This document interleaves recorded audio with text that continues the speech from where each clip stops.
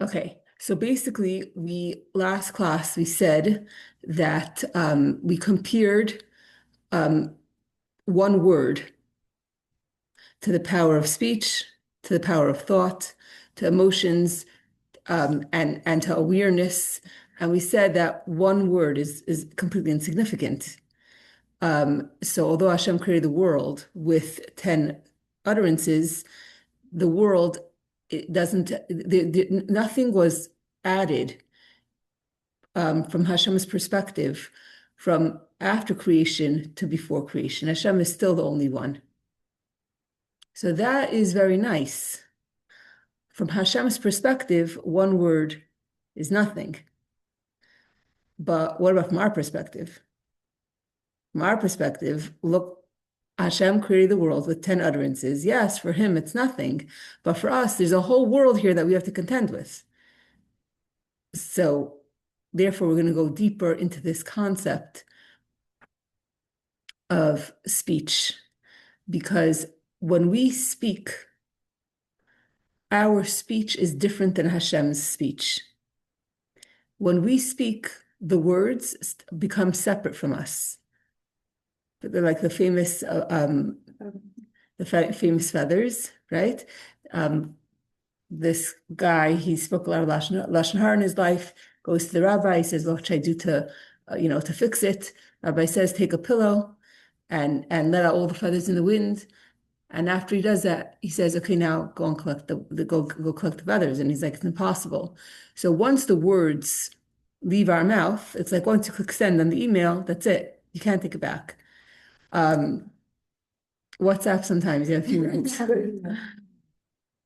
And the same thing is, let's say, toothpaste, right? Squeeze the toothpaste out, now try to put it back. It's not going back. So our words are separate from us. And we're going to see that by Hashem, it's not that way. Hashem could speak, but Hashem's words are never separate from him.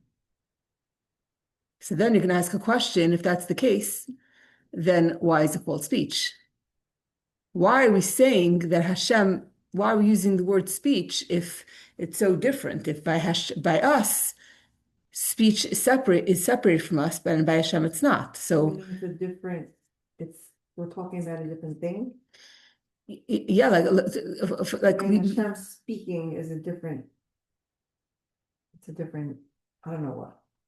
It's not the same. We wouldn't be able to understand it, no? Right. So basically, a lot of times we use speech. We say Hashem spoke, Hashem saw, Hashem his right hand. Right. We use all these physical stuff because to help us understand, Right. To give us a picture.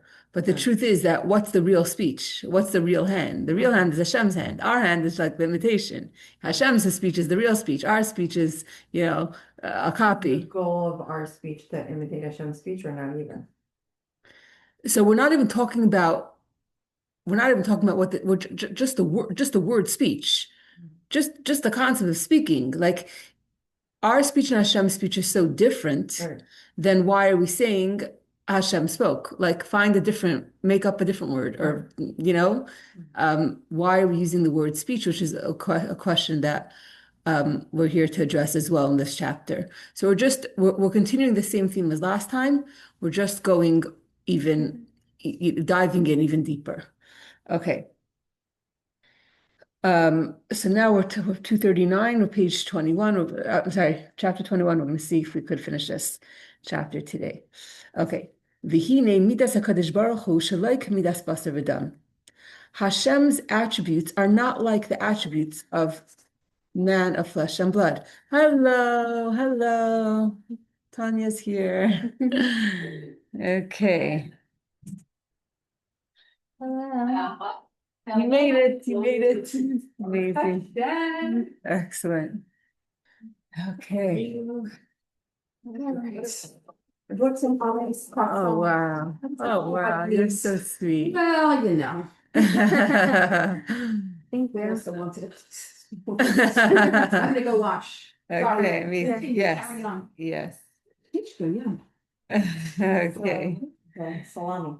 Figure out what to do. Try to paint it and dry it. No, I don't want it. Sounds like so much work, whatever. I don't know. Yeah. Okay. She'adam k'shemadaber dibur, when a human being is in the process of speaking, harei hevel hadibur shebefiv, hu murgash v'nira davar b'fnei atzmai. The breath causing that speech, which comes out through his mouth, is a separate entity from the person, an entity which can itself be felt and perceived. So even just the breath, it's out of your mouth. That's it. It's not coming back in. So basically, we're continuing the discussion about speech, and we're saying that Hashem spoke 10 utterances, and the world came into being. So for Hashem, it's insignificant. 10 utterances, the world's here, and there's no change for Hashem. But for us, speech is huge. Speech is huge. When we speak, we can't take it back, and it has a big impact. And Hashem's speech has a huge impact on us. We're all here contending with this world because Hashem spoke. So from our, we're kind of looking at it from our perspective for a minute, and we're saying, is Hashem's word so insignificant when we're living here? So we're basically and also we asked a question. We said that our speech is separate from us. When we speak, the words leave our lips, leave our mouth, and we can't take it back. It doesn't come back. It's separate from us. But from Hashem, nothing is separate from him. But what does that mean? I'm trying to even wrap my head around that.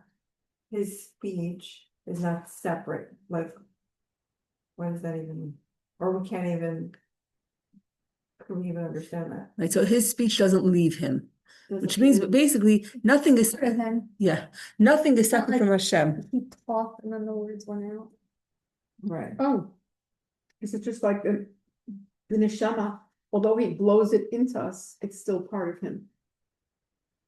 Right. It's hard to understand because we're human beings. If I blow into, if there's enough, is there a separate entity that I'm blowing into, and then how is it still part of me?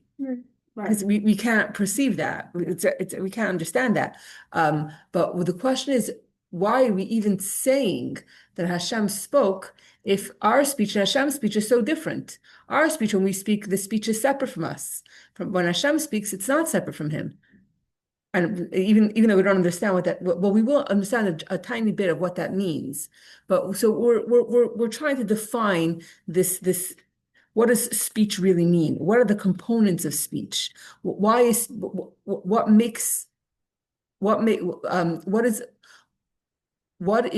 goal of speaking? What's accomplished through speaking? So this is what we're delving into and trying to understand. So we're saying that when a person's speech is different than Hashem's speech, and when a person speaks, the words leave him, and even the breath that is exhaled through his mouth is separate from him. Moved on misharshay, the speech leaves the person and is separated from its source. Shehein eser b'chines hanefesh atzma, which is the soul's deep core, the 10 faculties of the soul itself. Okay, so as we said last time, where did the speech come from? I spoke because I have a power of speech, because I have the power to think in my mind, which comes from my feelings, which comes from my awareness.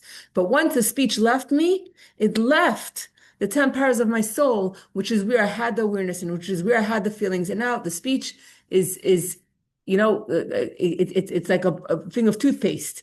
Right? Once you squeeze it out, that's it. You squeeze out the toothpaste, it's not going back in. That's it. Once it's out, it's out. And it's separated from your 10 inner powers. But this is not the case with Hashem. His speech is not separate from him. Chas v'shalom. Ki ein davar chutz mimenu. There is nothing outside of him. V'leis asar panu minei. There is no place empty of him. V'lachin ein dibura yisbarach kediburenu. Hashem's speech is not like our speech. Chas v'shalom. Just like Hashem's thought is obviously not like our thought. As it says, for my thoughts are not like your thoughts. And the verse states, so are my ways higher than your ways. Of course, our thoughts is not can't be anywhere similar to Hashem's thoughts, and the same thing is with speech.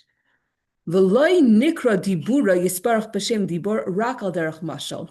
So when we use it, when we say Hashem spoke, it's not, it's just a metaphor. It's just a mashal. In what sense? The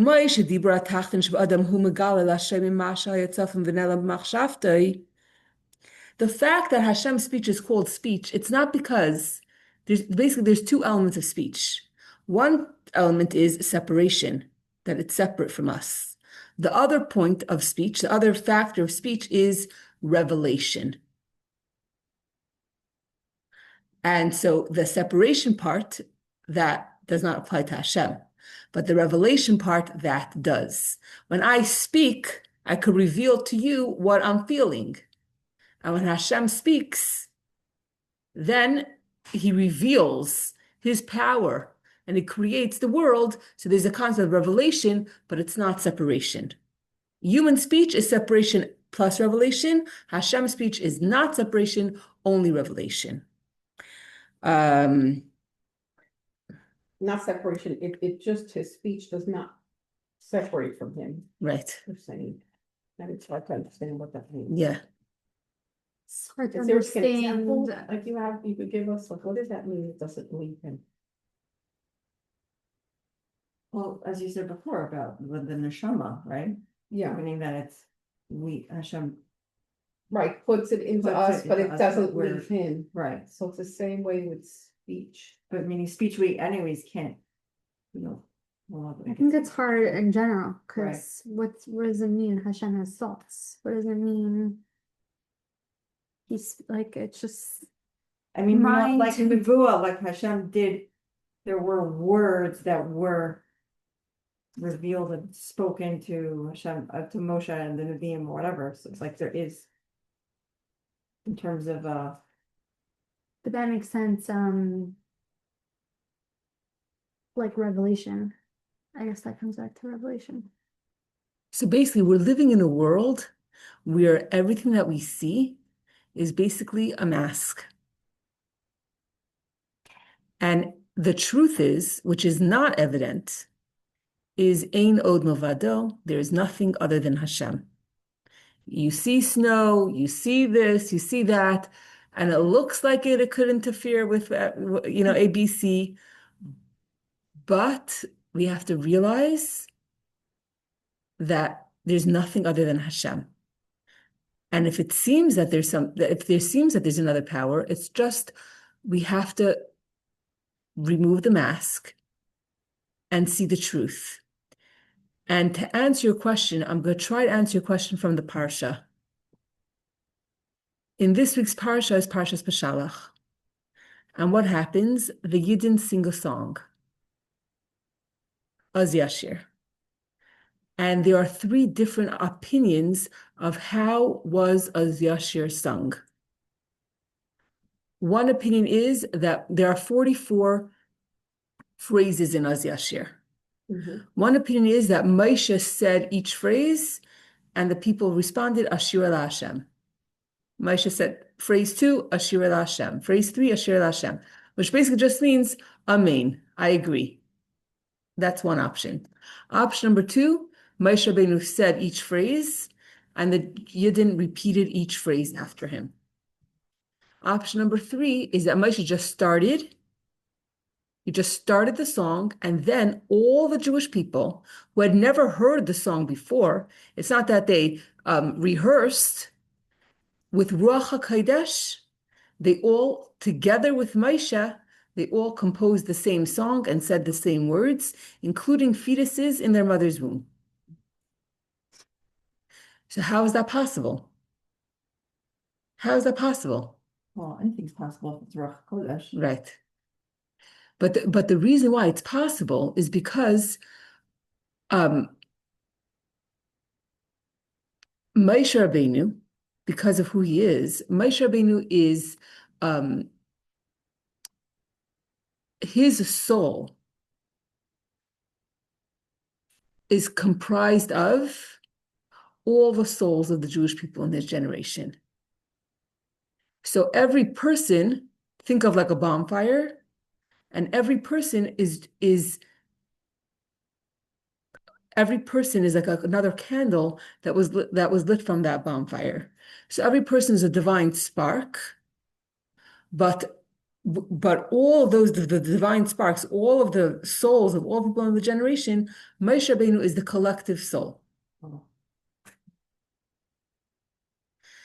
And therefore, every single person has a piece of Moshe Rabbeinu inside of them. When you could look within and put aside, the physical body and reach deep enough to reach the part of Moshe Rabbeinu inside of you, then at that point, when we're all in touch with the spark of Moshe within us, then who he is the collective, right? Then you could have 3 million people all singing the same thing that Moshe is singing, because everyone got in touch with the Eined Mavadeh. They got in touch with Why was that the only time and the rest of the time they were busy fighting with him and all that? Because it was a holy moment? Like, why couldn't they get in touch with him the rest of the time? Well, it was very clear, it was right after Grace Amsel, that was like big revelation. So it's a very, very good question. So the three opinions actually are given by three different sages, and they're discussing the relationship between the Jewish people and Moshe. And the one opinion, and there's a time and place for everything. The first opinion is just say Amen. Ashir Hashem. Each one of the stanzas, Amen, we agree. That represents a concept of bittul. Bittul is that I give up, I surrender my ego, surrender my I, and I just, whatever Moshe Rabbeinu says we're going to do, there's no me. And then So in different generations, there are different yeah, absolutely. approaches. And Yeah. isn't that our goal? We're That's supposed to the- get there now also. So that is one approach, and there's a time and place for it. The thing is, when we all leave the I aside, and we all, rise higher, and we have the bittul, the humility, but and then we're all inspired to sing the song for God, that's wonderful and great, but it's not everlasting. Your question is, why doesn't it last? Yeah. So if I put myself aside, as soon as the I resurfaces, we're back Yeah. to square one. Mm. So then there's a different approach. The next approach is don't take yourself and put it aside, but rather be a student of Moshe. What's a student, a disciple of Moshe? That Moshe's vision becomes my vision. Whatever that we follow, we're followers, and we follow in his footsteps, and we do what he says, we follow his example. And that's another approach. So Moshe is the conductor. There's a symphony. Moshe is the conductor. And we're each supposed to use our individualism. We each have our own instrument. We each have our own creativity, but we're all playing the same song. And Moshe is leading us and guiding us. But then there comes a time the conductor is not there. The conductor is hiding. What happens to the symphony then? It gets mixed up and confused.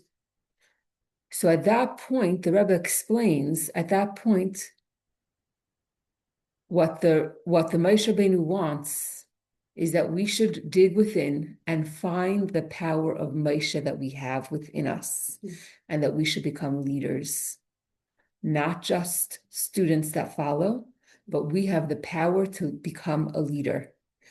And the Rebbe says that in order to this world is not going to be transformed just by following. This world is going to be transformed only if we're leaders.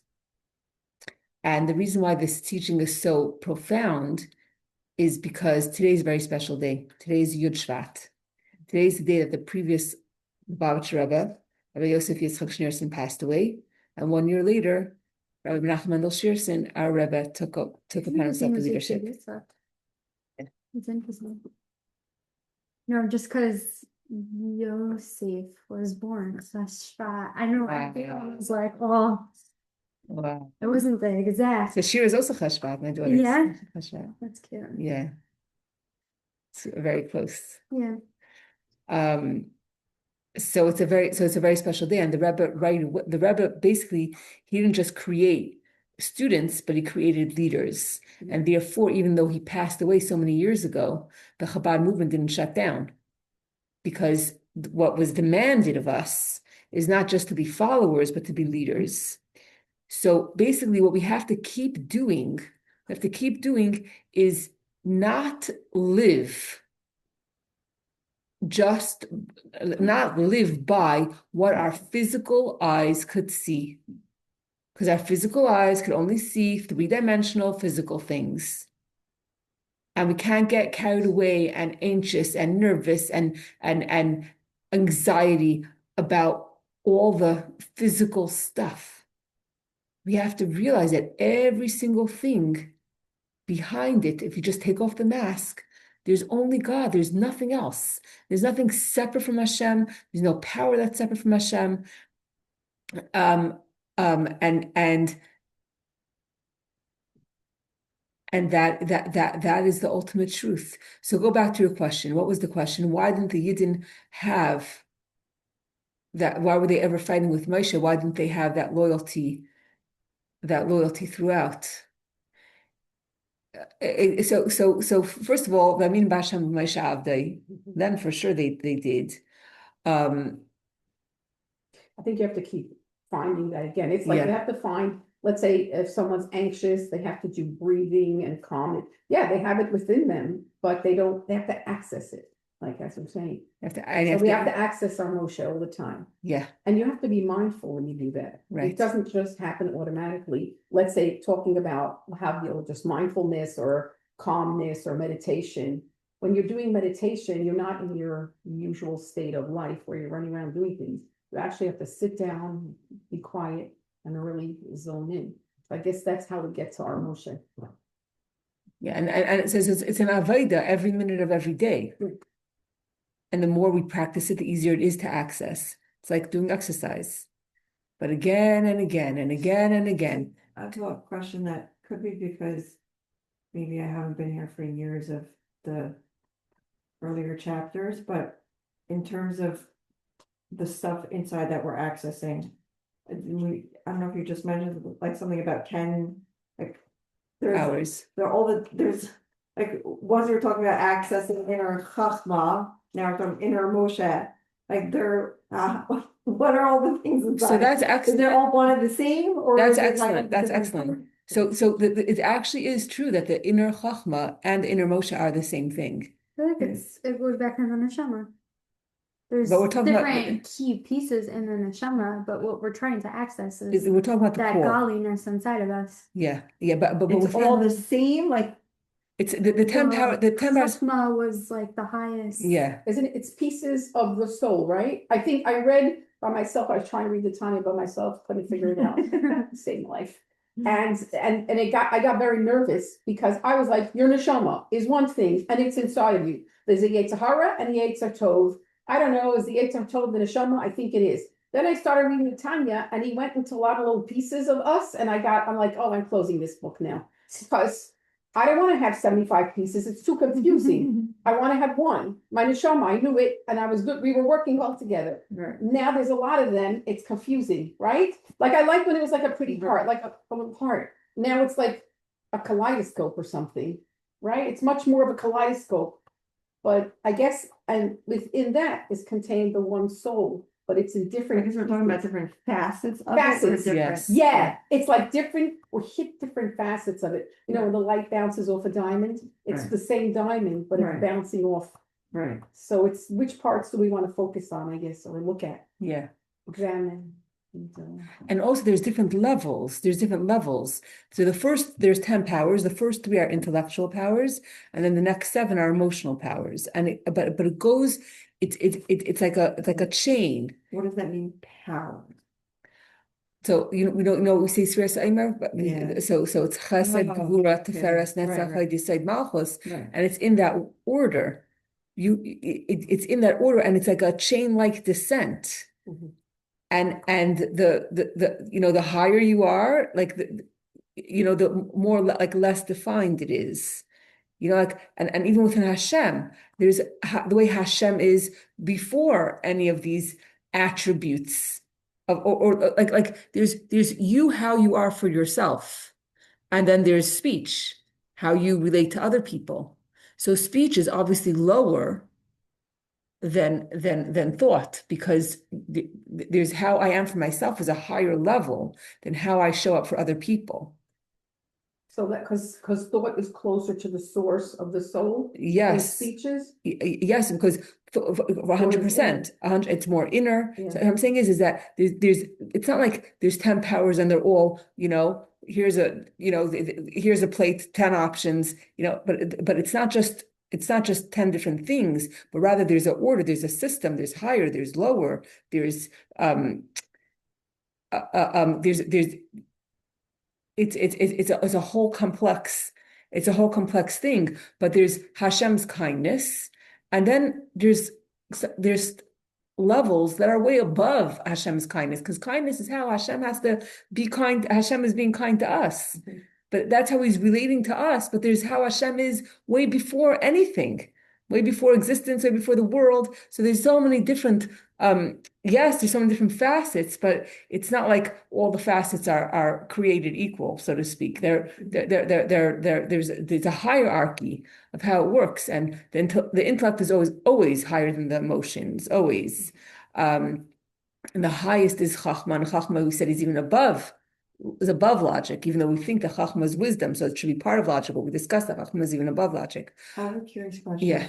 If you're, let's say, like, you're in a space of, like, let's say things are all chaos, whatever, internal, external, and you're wanting to tune in, right? You're like on the space of, you're not triggered or whatever, like you want to hold on. So that thought of, like, let's say the internal dialogue for you is that talking to, like, Hashem, or like, I'm like, okay, I want to access Chachma, what's the, or am I searching for, oh, let's tune in to connect to inner Moshe, like, I'm curious what, or is it just like Hashem help, and, or like, I'm curious how, like, how it practically looks. So it's all good, and everything's right. However, every person's relationship with Hashem is special and unique. So whatever speaks to you. But I feel like Chesed, Gvura, Tiferes, like I feel like those things are our emotions, Right. and I think that if we're looking to the highest place that we could connect to is Chachma, is the Emunah, is the core. So if I'm sometimes I have to go to kindness, like to be kind to someone, but if I want to have if I want to connect to the infinite God and to realize, there's really no obstacles here. This is all Hashem. Yeah. That I think is coming from the Moshe within us, or the Chachma within us, the above logic within us. It's going above this world. It's saying, I'm not going to go by what meets the eye. That there's something higher here. That there's not something. Wait, but let's say you're not going above. Let's say you're in the world. I think that you're trying to get in touch with that neshama piece. Because what's struggling? Your animal soul. It's trying to cope. It's trying to survive. It's getting triggered. It's getting, what do you want to lead by? You want to lead by your neshama. Right. You want to, it's the truth. You just want to get to the truth. And Hashem shows us again and again. I told you, you don't have to worry. I had a doctor's appointment scheduled for 9:15 on Tuesday. And Monday night, I get a message from my son's teacher, school, the delayed opening. School's not starting until 10:45. Usually I drop off at 9, I get to my appointment and everything's good. So I'm like, okay, now what do I do? So I call the cleaning lady who's also couldn't babysit for me. Of course she's not available. So now I'm like all triggered because I know I have to go every week now, and to get through to them is like impossible. I'm like, okay, another headache, like rescheduling this, whatever. Then, so then when Tuesday morning comes and I call the office, they're open at not like officially 9. I call 7 times. Of course that it's busy, busy, busy. It's impossible, right? I'm like, okay, forget it, whatever. Then at 9:15, the doctor's office calls me. And they said, oh, we see that I'm calling telling them I'm not showing up for 9:15. And that's how I was calling. They said, oh, we're so sorry, our electricity is out. Oh, wow. So we have to reschedule the appointment. Wow. And I was so frustrated at the babysitter, cleaning help, whatever it is, why she couldn't be there, for me when to watch Label. I would have felt so dumb having her come to my house. And I didn't even need her because the appointment is not even happening. And my husband's like, you see, you didn't have to be so worried. You know what I'm saying? Like you're gonna be where you're meant to be, and that's it. That's it. You don't have to like stress out. It's Hashem's world. He's as much as we learn, as much as we say, Hashem is orchestrating every single thing. And we could just relax. We're so tense. Ridiculous. We're just ridiculous. All I know is past Friday, it was really helpful. I was very proud of myself. That I was like, I had guests, I had my family, and I know like, okay, Friday it's a tense time, right? Like Yeah. it's the Sahara really comes before Shabbos. Definitely a thing. And I was like all caught up in my like, it's gonna be enough food, is it gonna taste good? Am I doing it right? And then like my husband's gonna be annoyed that like it didn't come out good. And I was like getting all wrapped up, and I'm like, whoa, no, like I don't need to. I could just remember I'm a channel for Shabbos. Beautiful. And I want everyone to feel Oneg Shabbos. And I started like, no, okay, and like just feel with the food, making this Hashem, please, and just like it was still like I still had to like keep coming back. Yeah. But it was definitely helpful. I like felt the shift. Just to let go, Yeah. just to let go and realize there's really Yeah. nothing other than Hashem. Nothing. I was like, yay, I'm learning something. Yeah, right. That's amazing. I Integrating. want to say that realizing that what you see in front of you is not what you're seeing and it's only Hashem. I went out last week with somebody. She's divorced and she's lonely and I didn't really know her from before, never really met her before. And as I'm talking to her, I'm like, oh my gosh, she really has like a rage problem. And she's like, her voice is high. She's like talking so loud about her ex-husband. I'm like, looking at to see if anybody knows us. I'm feeling awkward. Oh man. Not that who would I know already, but whatever. And she's talking, and I'm like, I don't like this lady. This is what I'm thinking. Oh, sorry, Hashem. I'm like, I don't like this lady. She's making me very uncomfortable. She has a rage problem. Then I'm like, no, we're not going to do that. This is not who you see in front of you. We're seeing a soul in front of you. Let's look into her eyes and try to look into her soul. And I looked into her eyes and I was like, wow, this is a wounded soul sitting in front of me who had so many. She told me she had a horrible childhood and this and that. And yes, she might be a little manic or something's going on over there, or a little whatever. But what would Hashem see? A damaged, hurting soul. And if you could just be here without judgment, you'll be like Hashem. So I was fortunate, I'm able to do that most of the time, except when she talked really loud. But anyway, but it feels very good. And instead of making a judgment that pushes her away from me and that I'm amazing, she's no good, to have compassion and look into her eyes and realize that inside there is just a soul sitting across from me that's in a lot of pain. It's much nicer and better. It feels like you're accessing not the underworld, because that's not good, the inner world, and not, you're seeing someone as a soul. Going beyond the surface. Yeah, it's so good. It's so nice. Because this The real gift that you nonviolent, have. the nonviolent communication thing that I was telling, this course that I just started, I feel like it fits really well with this, because that's like that's like what we're learning, how to like push No, it's everything that away most and people access. communicate and not in an effective way. Right, So like you have this to look woman, past right. what they're saying You to really do. understand the Right. needs and right. So what's it's like- really going on. it's a Because whole most of language the time how we're to not, decode we'll what. tell our husbands, Right. no, and really we just want help. Or, Oh, You I know? wish can you imagine, sometimes I think like, I walk around, I'm like, can you imagine if we really said what we wanted to say? Like if I sat down by a wedding and said to someone, hi there, I'm very insecure when I sit around by these weddings and I feel uncomfortable and then I this get is exactly sad. what the course is, And by the way. I go Good home luck and I with eat it. cupcakes. Oh, really? Yeah.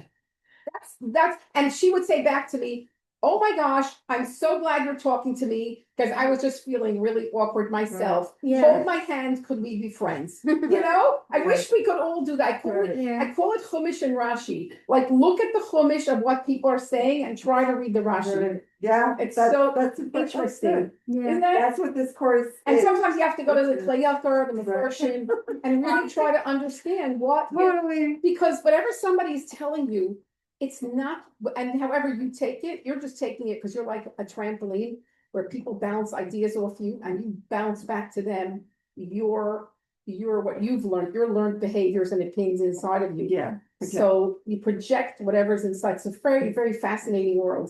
Do you ever hear of this book, Nonviolent Communication? I think I should bought it, I think. I was gonna give it to somebody, but I didn't. I should have turned around earlier. I want to tell you, Frady also told me about a book she's reading, and I bought it. It's amazing. It's a therapist who talks about how she learned therapy through the Tanya. Wow. Very, Okay. very interesting. They post the book on the roof. Yeah. If you started it, it's amazing. Wow. Amazing. That I haven't heard. Therapy through design. I've See, and heard also sometimes we look at things. I was listening to Rabbi Ari Shishler. Who? Rabbi Ari Shishler from South Africa. He's an amazing speaker. He teaches Tanya, he teaches Likkutei Sichos. Isn't it on? What is it? Good. Yeah. Anyway, he has a special needs daughter. And he shares on a podcast, he shares that he told his wife, there's one thing that I would not be able to manage, and that is if anything like significantly happened, like that had to do with the health of my children, I would not be able to deal with it. Anyway, his wife gave birth to a baby. The baby was premature, and basically, this baby, I don't know the name of the condition, but this is the only child in the entire South Africa that has this. There's like, Be it's careful what so, you say. Yeah. well, Be careful what you say or fear or, yeah, it might produce it into a. and the child was diagnosed like during COVID, like so like he says like that all that time, like they had to like process and they didn't even know like what like how to even deal with this. And the doctors in South Africa, they also didn't know. Like there is no other case like this. You know, it's like 2 cases in Israel. It's like so rare. And he says that he reached out to his mashpia, to his mentor, and he said, what must I do? And his mentor said, one day you're gonna look back and you're gonna realize that this challenge was for your growth and that it's a gift, etc., etc. And he says he could never imagine how could it be that a time will come and he'll turn around and he'll say, you know, Hashem, this really, you know, this really made me grow, whatever it is. Anyway, this child is nonverbal. And he says, so at that, okay, he says that before the child was born, he would go and he would lecture. He would lecture about faith. We lecture about Shar Bitachon, to have faith in God. And he said he was standing and lecturing about having faith in Hashem. And all of a sudden it hit him. What if there's someone in this room who's actually going through a real health challenge? Like, I better go learn Shar Bitachon again. Like, I better like, you know, like it's easy to say when things are going smooth, but what if someone's like really going through a real challenge? And then the real challenge came to his door. And he says about his daughter that she is a leader for him, for his community, for the world, she practices Shahar Bitachon. Because he says, all of us, what's our problem with faith, right? We're worrying, what's going to be? What's going to happen? How is it going to turn out? What's going to be? He says his daughter doesn't worry about anything. And yes, it doesn't take away the pain. Because of her condition, her veins are, it's very hard. Every 2 months, they have to draw blood to make sure that all the medication is right, whatever it is. And it's very, very hard for them to find the vein. So she comes to the hospital, she gives her arm and she cries. But then as soon as it's over, she's smiling again.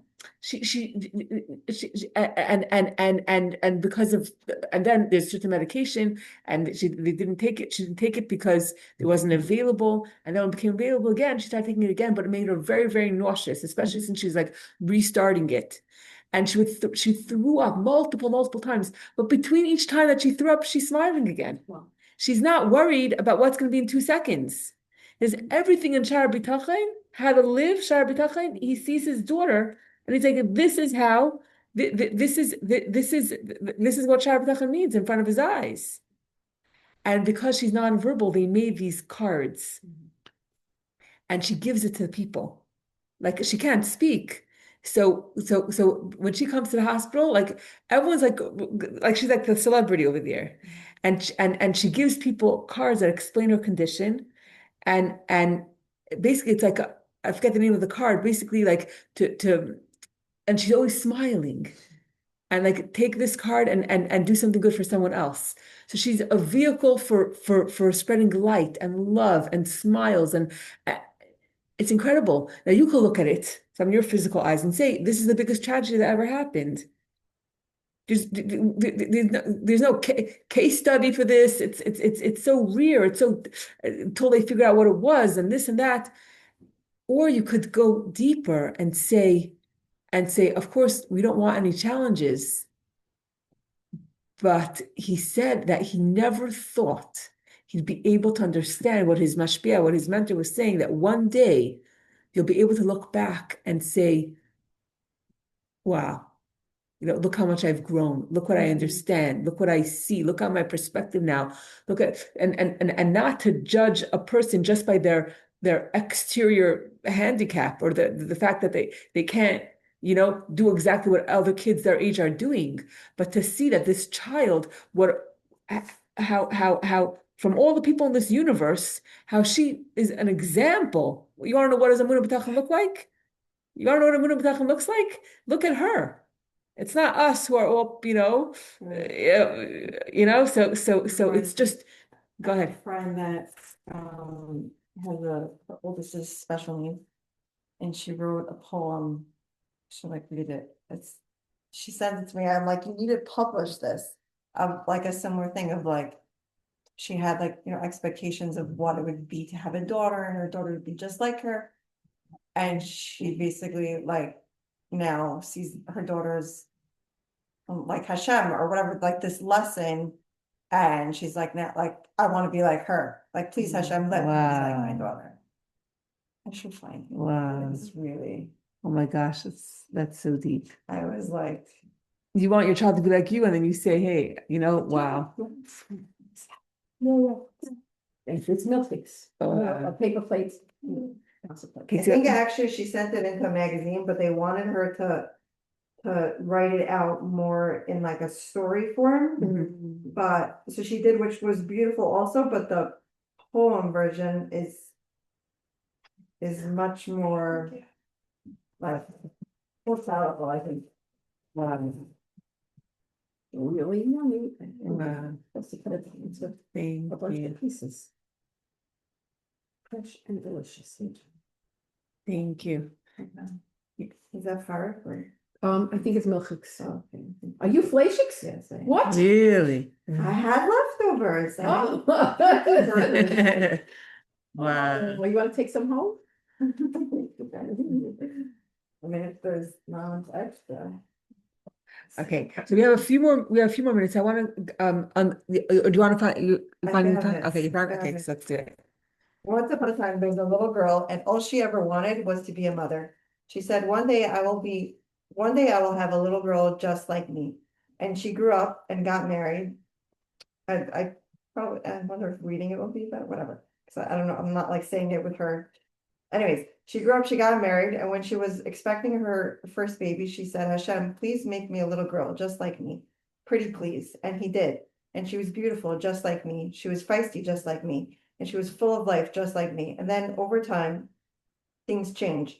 And she didn't seem just like me. So I went to Hashem with uncertainty, and he said, I made her just like me. She loves unconditionally, just like me. She makes people appreciate life, just like me. And just like me, when people are looking for her holiness ignites her soul. And we became good friends, Hashem and I, over the child that was just like us. And we danced together around her fire, and I tried my best not to get burned, but mostly her magnificent fire warmed our lives and lit up our spirits. And now as she grows up, I go to Hashem as an old friend and I say, Hashem, make me just like her. Allow me to be a vehicle for chesed just like her. Allow me to spread joy just like her. Allow me to keep going even when things are so difficult just like her. Allow me to bring everyone around me closer to you just like her. Pretty please. Wow. Amazing. That's amazing. You have to share that with us on the chat maybe. Yeah. So special. So special. So that's what we're saying, that we're not getting carried away by the emptiness and the darkness, because it's not real. It's just our perception. It's just how we perceive it, but that's not really the truth.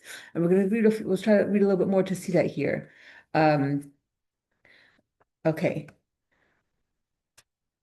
Just as through lower human speech, a person reveals to his listeners what was hidden and concealed in his thoughts. The same is with Hashem.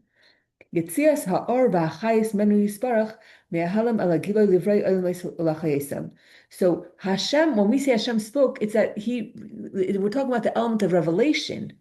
When light and energy emerges out of him from concealment to disclosure to create worlds and energize them. Nikris b'shem dibor, this is called an act of speech. And these are the 10 utterances with which Hashem created the world. So to all the other words in the text of the Torah, Nevi'im, and Ksuvim, Shehisigu HaNevi'im b'mar'eh, Nevu'asam, which the prophets perceived in their prophetic visions. Now, here we go.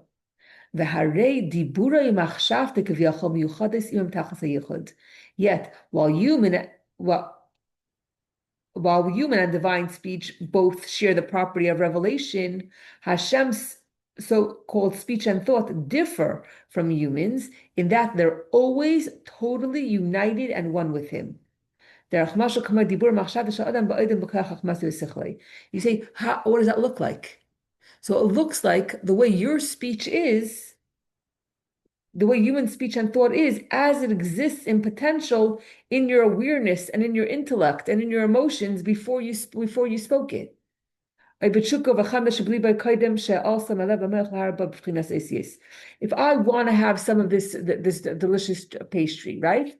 So okay, I'm enrolled teaching now, so I don't have time to eat it right this second, but I have a desire for the pastry, right?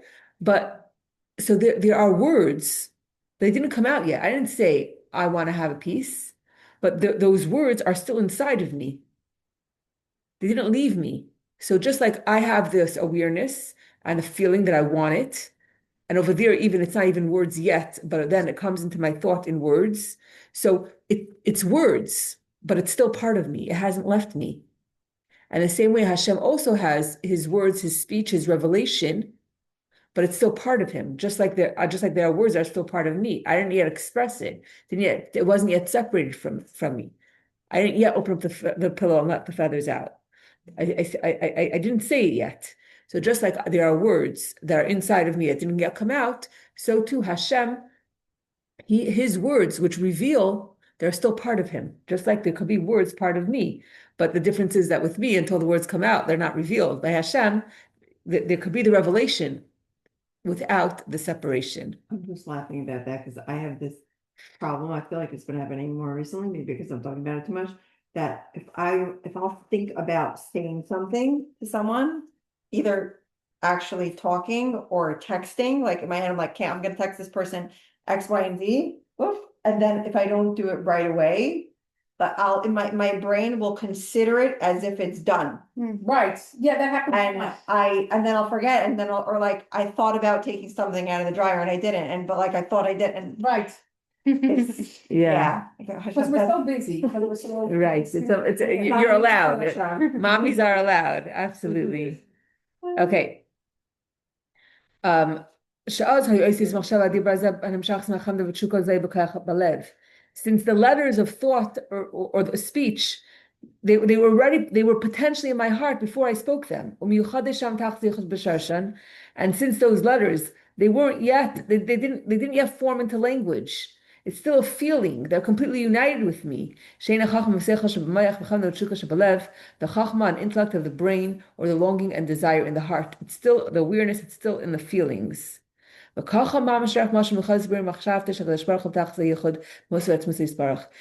is the precise analogy for how Hashem's thoughts and speech remain totally one with him. Even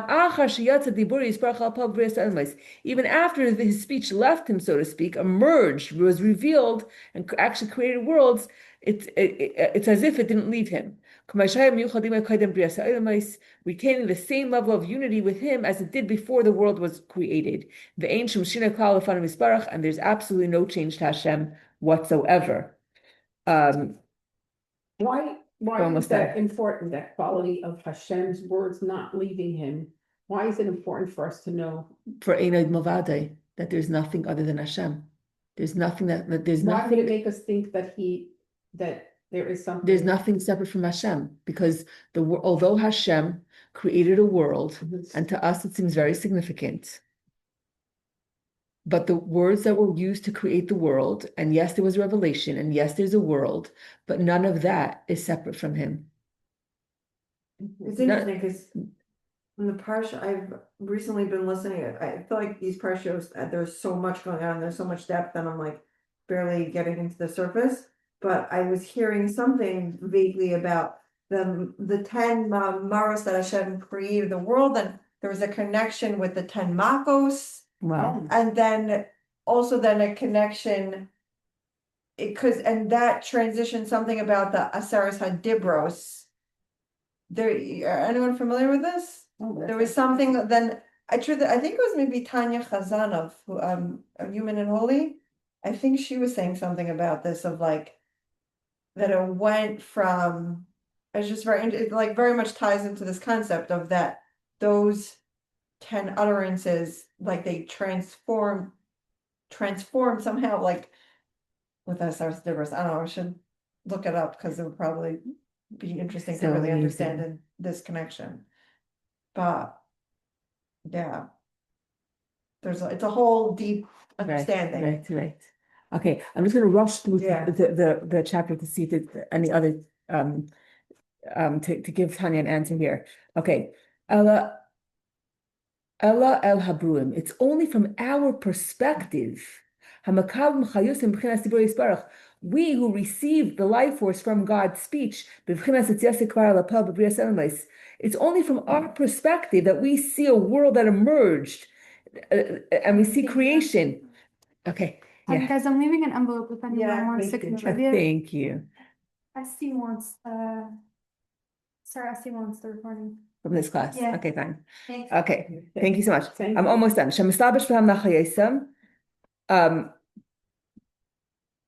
That Hashem gives life, that through Hashem's speech, He gives life to this world. So the whole creation, it's only from our perspective. The creation's perspective comes out rung by rung, downgrading God's light through a cause and effect chain of spiritual worlds, through numerous diverse diminishments of the light. Hashem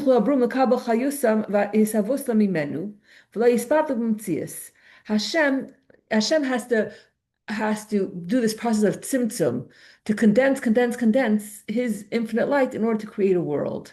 But all that condensing doesn't take away anything from Hashem. For example, if you have a teacher, very, very smart teacher, and she wants to teach 1 + 1 is 2, and she is going to take an example. She'll take one apple and another apple and show, this concept of addition, for example. The teacher is so much more brilliant than that. So the fact that she has to make say a story or bring a mashal or bring a parable to explain something to children, whatever it is, math, that's not a good example, but whatever it is that she wants to give a parable to explain. Well, let's take the feathers. Okay, that's a good one, right? You want to teach your students that once the words come out of your mouth, you can't take it back. So you take a pillow, you open it up, let the feathers go out, and you say, look, just like I can't gather the feathers, I can't take the words back. That's a mushal, right? Or the toothpaste is a mushal, right? So the fact that the teacher has to give a mushal doesn't mean that doesn't limit her. She's just making it smaller for people. Right. So the same thing as Hashem. The fact that Hashem conceals himself, it doesn't, he's concealing himself from us. It's just from our perspective. It's like a one-way mirror. So we from our perspective, okay, we see a world and that's all we see. But from Hashem's perspective, all the concealment, all the veils that he's putting so that this world could exist, that doesn't diminish, take away anything from him. And all these diminishments are what Torah refers to as the hiding of God's face. It's a process of hiding and obscuring the light and life energy which comes from God's speech. So it shouldn't be overly disclosed in a way that the lower created world could not contain it, because causing us to lose our independent consciousness. Hashem can only give us, you can only fill the cup with up to a certain point, otherwise it's going to spill out. Hashem can only give us so much light that we could contain. So there has to be tons and tons of concealments, but it doesn't mean that the concealments are actually concealing, that are actually affecting God. It's just our perspective, because Hashem has to, like you can't look up at the sun. You have to have sunglasses, whatever it is, but it doesn't mean that the sun is shining glass just because you put on glasses. Okay, I'm almost done.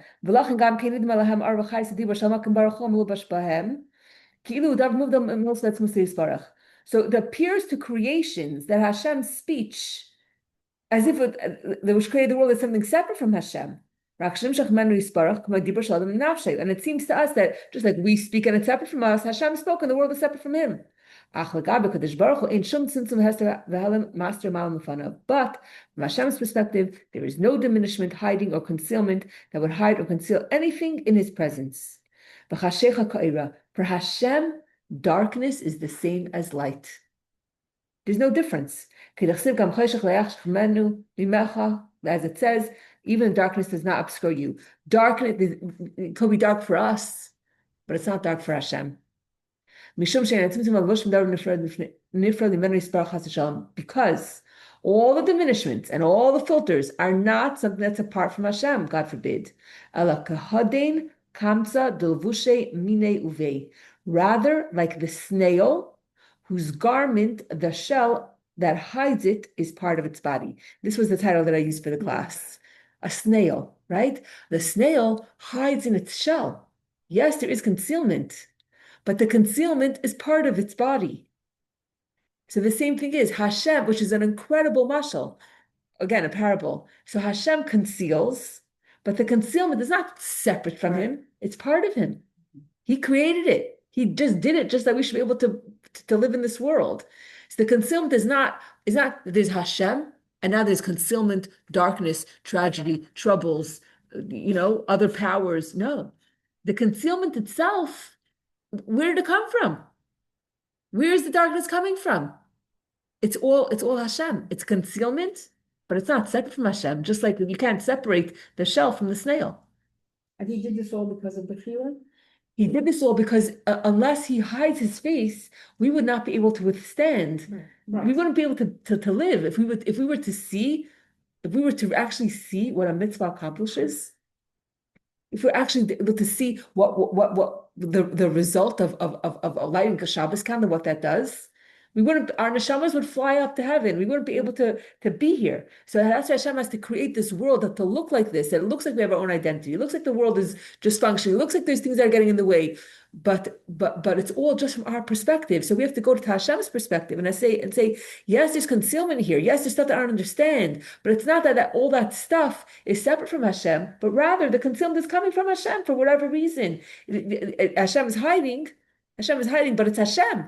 It's not separate from him. Just like the shell, it conceals. Yes, it conceals, but it's part of the snail. The concealment is part of Hashem. It's Hashem that's doing it. He is the all-powerful one. There's nothing. There's a snowstorm. The best mitzvah was postponed. Whatever it is. It's not that there's, like I said this last time. It's not there's Hashem and there's me, and Hashem is an agenda, and I have a different agenda, and Hashem's agenda is more powerful than mine. We're on Hashem's team, and if there's concealment, it's for a purpose. It's for a reason. It's to help us grow. To look at it not from down here, but look at it from up there and say, none of this concealment, none of this is real in a sense that it's separate from Hashem that's hurting us. Okay. As it says, for God, Havaya is God Elikim. There's no difference between Havaya is above nature and Elikim is nature. There's no difference between Havaya and Elikim because it's all one and the same. As explained elsewhere, and this is why in his presence everything is considered like zero, mamish, literally. And with that, we completed an entire chapter of Tanya, chapter 21. So basically, so thanks for coming along for the ride. Basically, we have to just view everything from Hashem's perspective, and then we're good to go. I'm trying to do that now with my midwinter plans, but I was gonna go to Cleveland. Oh, wow. My husband's sister moved there, and I was like, okay, yay, we have a destination. We could go slowly there, come slowly back, and have free hotel stays from credit card points. Oh, But the weather is it's too crazy. More snow, and Cleveland's even colder and snowier, and it's just not, doesn't sound safe or realistic. And now I'm just like, but we're not up to flying yet. Whatever, we have fears of flying in the family. Wow.